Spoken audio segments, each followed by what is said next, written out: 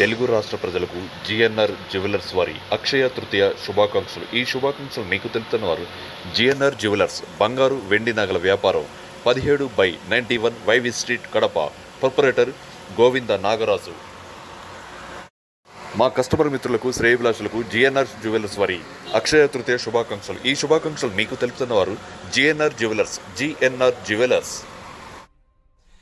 తన కొరకు తానేమీ చేసుకోలేకపోయానని జీవులు బెంగ పెట్టుకుంటారని పరమేశ్వరుడు ఒక సంవత్సరం మొత్తం మీద దేశకాలముల యందు సృజించిన పరమోత్కృష్టమైన తిథి అక్షయ తృతీయ. దాని పేరే అక్షయ తృతీయ.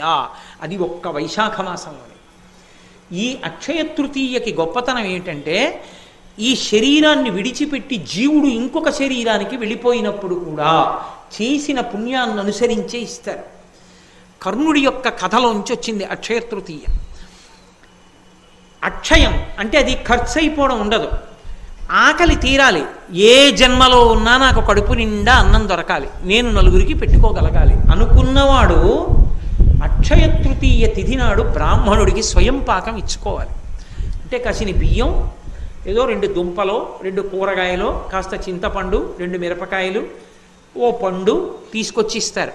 స్వయం పాకం ఇచ్చుకుంటే జన్మాంతరముల యందు కడుపు నిండా తాను తిని తన చుట్టూ ఉన్న వాళ్ళకి పెట్టుకుంటాడు. ఒంటికి బట్టకి లోటు రాకుండా నేను ఎప్పుడూ చక్కగా బట్ట కట్టుకుని ఉండగలగాలి అంటే దాని అర్థం మనుష్య జన్మ కావాలి. ఆ మనుష్య జన్మలో చక్కగా ఒంటి నిండా బట్ట కట్టుకుని ఉండగలగాలనుకోవాలంటే అంచు కలిగిన బట్ట, పంచెల చాపు తీసుకొచ్చి బ్రాహ్మణుడికి దానం చెయ్యాలి. అన్నిటికన్నా దారుణమైన శాపం ఏమిటో తెలుసా? జీవితానికి నీరు దొరకదు. అందుకే చేసిన పాపం తరిమితే దాహంతో అలమటించిపోతాడు. అలమటించిపోతే 10వ రోజున ధర్మోదకాలు విడిచిపెట్టిస్తారు. ఆ నీళ్లు తాగమంటారు, అప్పుడు తాగుతాడు. అది కూడా మీరు ధర్మశాస్త్రం చదివితే కొన్ని చోట్ల చెప్పిన మాటలకు భయపడతారు.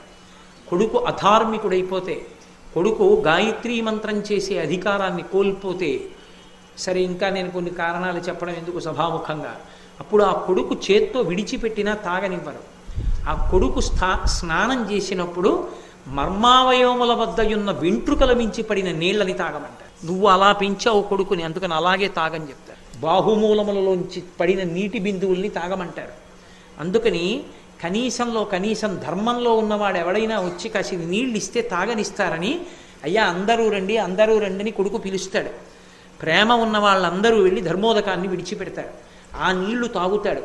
ఆ దరిద్రం లేకుండా శరీరం విడిచిపెట్టిన తరువాత ఉత్తర జన్మలలో కూడా కావలసిన నీళ్లు దొరికి హాయిగా దాహంతో కొట్టుకోవలసిన అవసరం లేకుండా ఉండేటట్టు చెయ్యగలిగిన తిథి ఒక్క అక్షయ తృతీయ మాత్రమే. అక్షయ తృతీయ నాడు పూజ బాగా కడిగేసి, లేకపోతే కుండ బాగా కడిగేసి దాంట్లో చక్కగా నీళ్లు పోసి, అప్పటికప్పుడు తాగడానికి యోగ్యంగా ఉండాలి, మట్టి కంపు కొట్టకూడదు. నీళ్లు పోసి అవకాశం ఉంటే అందులో చక్కగా కాస్త యాలకగుండ లాంటిది, కొద్దిగా కర్పూరం కలిపి ఆ ఉదక భాండం అంటారు, ఆ నీటి పాత్రని తీసుకొచ్చి ఆ కూజానో కుండనో బ్రాహ్మణుడికి దక్షిణతో కలిపి దానం చేస్తారు. ఓపికని బట్టి 6, 11, 16, 116లో ఏది ఉంటే అది. దాని చేత ఆకలి దప్పిక తీరుతాయి. ఇంకా విశేష ఫలితాలు ఏవి అంటే, వేసవి కాలం కాబట్టి చెప్పుల జతిస్తారు, గొడుగిస్తారు, ద్రవ్యం ఇస్తారు. అక్షయ తృతీయ నాడు తప్పకుండా దానం చేసుకోవాలి. అది కూడా నేను మీతో ఒక మాట చెప్తున్నాను, భర్త వచ్చి దానం చేస్తే చాలు, కానీ